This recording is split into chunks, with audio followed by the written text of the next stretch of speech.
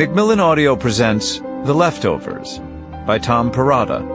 Read for you by Boutsikaris.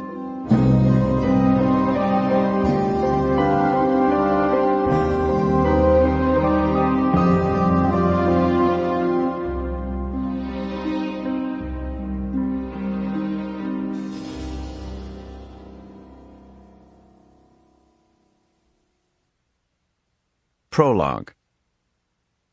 Laurie Garvey hadn't been raised to believe in the rapture. She hadn't been raised to believe in much of anything except the foolishness of belief itself. We're agnostics, she used to tell her kids back when they were little and needed a way to define themselves to their Catholic and Jewish and Unitarian friends. We don't know if there's a God, and nobody else does either. They might say they do, but they really don't. The first time she'd heard about the rapture, she was a freshman in college, taking a class called Intro to World Religions. The phenomenon the professor described seemed like a joke to her. Hordes of Christians floating out of their clothes, rising up through the roofs of their houses and cars to meet Jesus in the sky, everyone else standing around with their mouths hanging open, wondering where all the good people had gone. The theology remained murky to her, even after she read the section on premillennial dispensationalism in her textbook.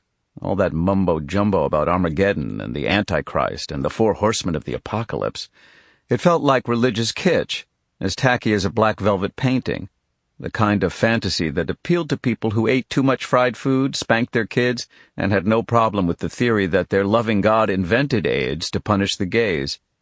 Every once in a while, in the years that followed, she'd spot someone reading one of the left-behind books in an airport or on a train, and feel a twinge of pity, and even a little bit of tenderness for the poor sucker who had nothing better to read, and nothing else to do except sit around dreaming about the end of the world.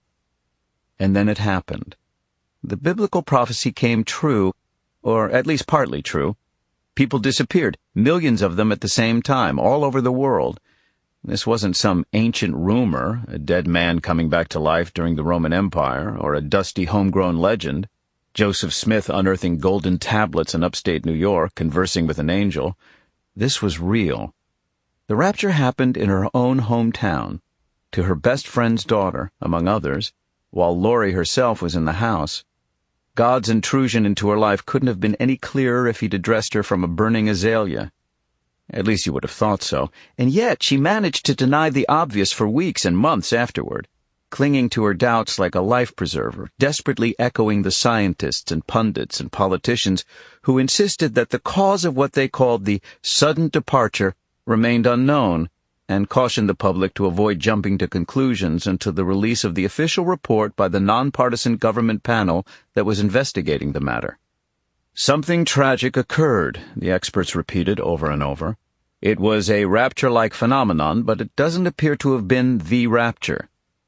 Interestingly, some of the loudest voices making this argument belonged to Christians themselves, who couldn't help noticing that many of the people who disappeared on October 14th, Hindus and Buddhists and Muslims and Jews and atheists and animists and homosexuals and Eskimos and Mormons and Zoroastrians, whatever the heck they were, hadn't accepted Jesus Christ as their personal savior.